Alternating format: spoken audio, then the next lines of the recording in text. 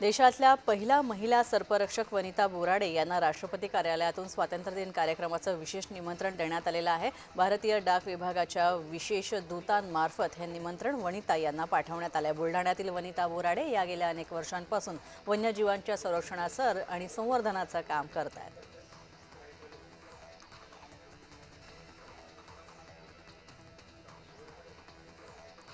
महानगरपालिकेच्या अतिक्रमण विरोधी विभागानं या कारवाई विरोधात हॉकर्स संघटनेच्या हातात आता खोट्या बंदुका घेऊन महानगरपालिकेमध्ये निषेध मोर्चा काढला। तर शहरातल्या रस्त्यांच्या कडेला असलेल्या छोट्या मोठ्या विकासकांवर आणि व्यावसायिकांवर सुद्धा महानगरपालिकेनं कारवाई करायला सुरुवात केली। याचाच निषेध आता व्यावसायिकांमार्फत आणि फेरीवाल्यांमार्फत करण्यात येतोय।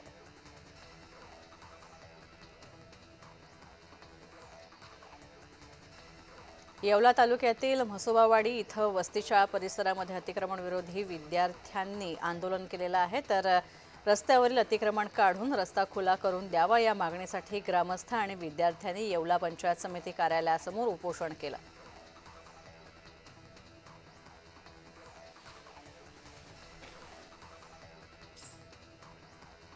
भंडारा जिल्ह्यातील लाखनी तालुक्यामध्ये विना नंबर प्लेटच्या गाड्यांमधून वाळू तस्करी केली जात होती आणि याकडे पोलीस तसंच महसूल विभागाचं दुर्लक्ष होतं। रेल्वे माफिया आणि रेती माफिया आणि इतर चोर यांना आळा घालण्यासाठी आता महसूल अधिकाऱ्यांना सूचना देण्यात आलेल्या आहेत। तर तस्करी सुद्धा अजून सुरूच आहे।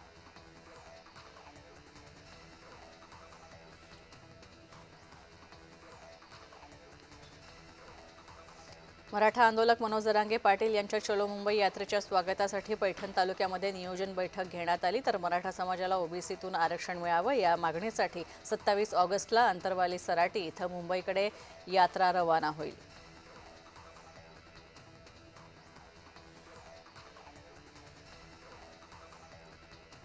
सांगलीतल्या वाळवा इथं एतवडे या गावामध्ये बिबट्यानं श्वानावर हल्ला केला आहे। श्वान बंदिस्त जाळीत असल्यानं त्याचा जीव वाचला। तर बिबट्याचा हल्ला या व्हिडिओमध्ये कैद झालेला आहे।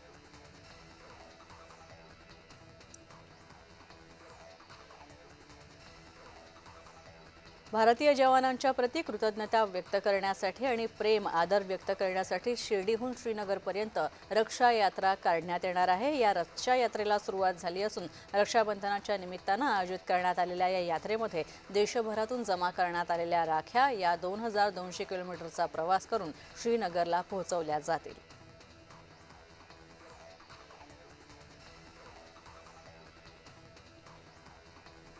अवयवदान अभियानाअंतर्गत गोंदियाच्या शासकीय विद्यालयातून सायकल रॅलीचं आयोजन करण्यात आलं होतं। सायकलिंग संडे ग्रुपनं शहरामध्ये भ्रमंती करून लोकांना अवयवदानासाठी जनजागृती केली।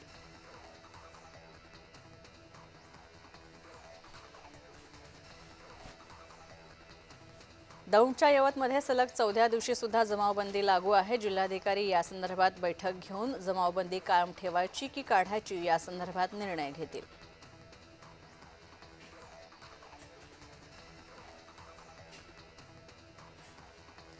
रत्नागिरीमध्ये मविया महावितरणाच्या विरोधात आक्रमक झालेली आहे। मनमानी आणि गलथान कारभाराच्या विरोधात जाब विचारण्यात आलेला आहे। तर महाविकास आघाडीच्या कार्यकर्त्यांनी महावितरणाच्या कार्यालयावर धडक देऊन जाब विचारला।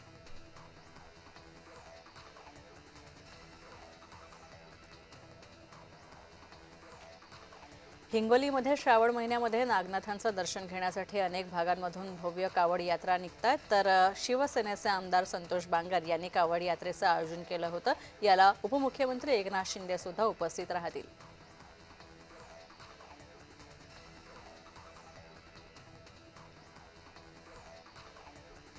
श्रावण महिन्यातील दुसरा सोमवार निमित्त त्र्यंबकेश्वर मंदिरामध्ये भाविकांची मोठी गर्दी पाहायला मिळते। रविवारी संध्याकाळपासूनच राज्यासह देशभरामध्ये लाखो भाविक नाशिकमध्ये आलेले आहेत। यामुळे खासगी वाहनांना शहरात प्रवेश बंदी करण्यात आली आहे। वाहतूक कोंडी टाळण्यासाठी हा निर्णय घेण्यात आला आहे।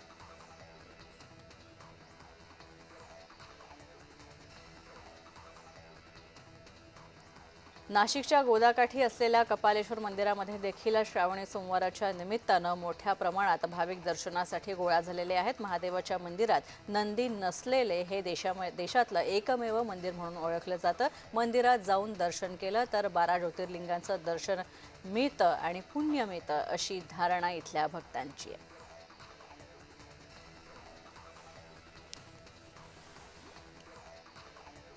प्रभू वैजनाथांच्या दर्शनाला आज श्रावणाच्या दुसऱ्या सोमवारी भाविकांनी मोठी गर्दी केलेली आहे। दर्शनासाठी सकाळपासूनच भाविकांची इथे रांग लागली होती। दिवसभरामध्ये विविध राज्यांमधून हजारो भाविकांनी प्रभू वैजनाथांचं दर्शन घेतलं।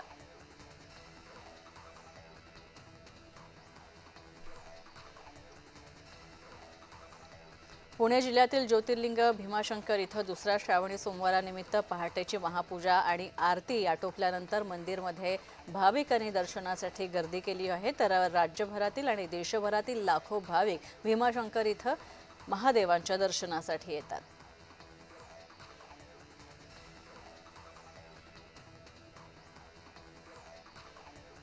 दुसऱ्या श्रावणी सोमवार निमित्त आता भीमाशंकरमधील ज्योतिर्लिंग मंदिरामध्ये पहाटेपासून महापूजा महाआरतीचं आयोजन करण्यात आलं होतं। तर आरतीनंतर मंदिरामध्ये भाविकांनी मोठ्या प्रमाणात गर्दी केली। मंदिराला आकर्षक सजावट सुद्धा करण्यात आलेली आहे। तसंच गाभाऱ्यात सुद्धा आकर्षक पुष्प सजावट करण्यात आली आहे।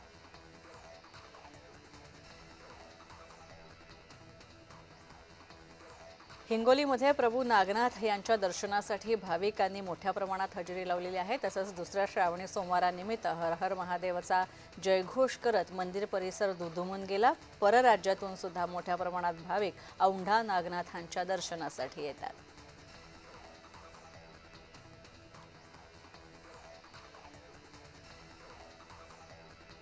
घृष्णेश्वर मंदिरामध्ये दर्शन करून देण्याच्या नावाखाली भाविकांची फसवणूक करण्यात आलेली आहे। तसंच भाविकांकडून प्रति व्यक्ती 100 रुपये वसूल करण्यात येत होते। या प्रकरणी खुलताबाद पोलीस ठाण्यामध्ये गुन्हा दाखल करण्यात आला असून यात 5 आरोपी रिक्षा चालकांचा समावेश आहे।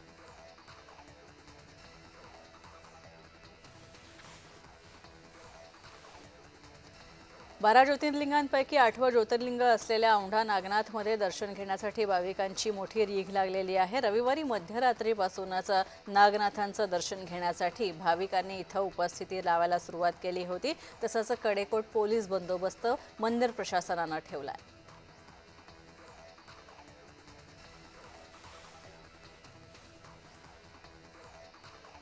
रक्षाबंधन हा सण भारतात मोठ्या उत्साहात साजरा केला जातो। यावर्षी बाजारात वेगवेगळ्या डिझाईन्सच्या रंगीबेरंगी राख्या या ग्राहकांना आकर्षित करतात। तसंच मोठ्या प्रमाणात महिला वर्ग या राख्या खरेदी करण्यासाठी बाजारपेठेत दाखल होतोय।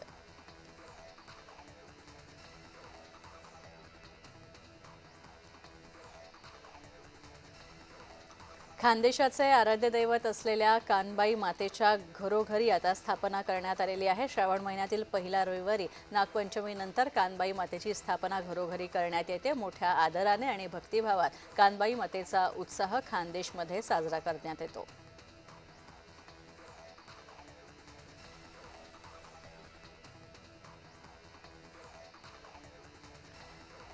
मंत्रीपार्क गणेशोत्सव मंडळानं शाडूच्या मातीपासून गणेश मूर्ती बनवणाऱ्या कार्यशाळेचं आयोजन केलं होतं। तसंच यात 350 शालेय विद्यार्थ्यांनी हिरिरीनं सहभाग घेतला। पर्यावरणपूरक गणेशोत्सवाचं महत्त्व समजून देण्यासाठी या कार्यशाळेचं आयोजन करण्यात आलं होतं।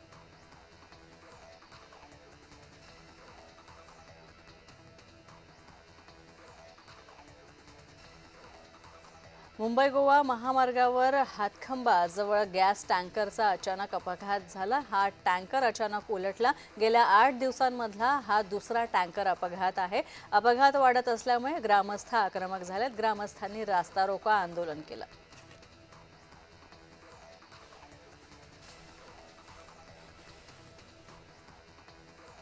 कोकण आणि पश्चिम महाराष्ट्राला जोडणारा रत्नागिरी जिल्ह्यातला कुंभारली घाटाचं नाव सोनपात्र असं करावं अशी मागणी सकल धनगर समाजाच्या वतीनं करण्यात आलेली आहे। सह्याद्रीच्या कडेकपारीमधून हा रस्ता एक सोनबा नावाच्या मेंढपाळानं त्यावेळी दाखवला होता आणि त्यामुळेच आता तिथे त्याचं मंदिर सुद्धा करण्यात यावं आणि या घाटाला सोनबा असं नाव देण्यात यावं अशी मागणी धनगर समाजाची आहे।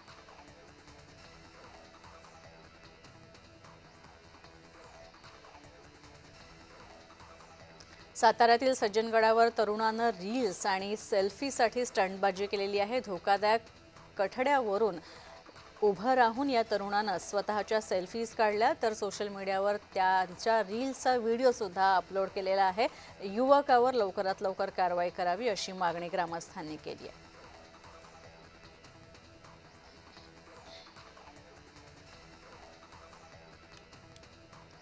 वाशिम जिल्हा रुग्णालयातील कर्मचाऱ्यांच्या निष्काळजीपणामुळे प्रसूतीदरम्यान बाळाचा मृत्यू झाल्याची गंभीर आरोप नातेवाईकांनी केलेला आहे. संबंधित डॉक्टर आणि नर्सवर सदोष मनुष्यवधाचा गुन्हा दाखल करून त्यांची चौकशी करण्याची मागणी पीडितेच्या नातेवाईकांनी केली असून रात्री तीव्र प्रसूती वेदना होत असताना देखील रुग्णालयातील कर्मचाऱ्यांनी हलगर्जीपणा आणि बेजबाबदारपणा दाखवला असा आरोप होतोय.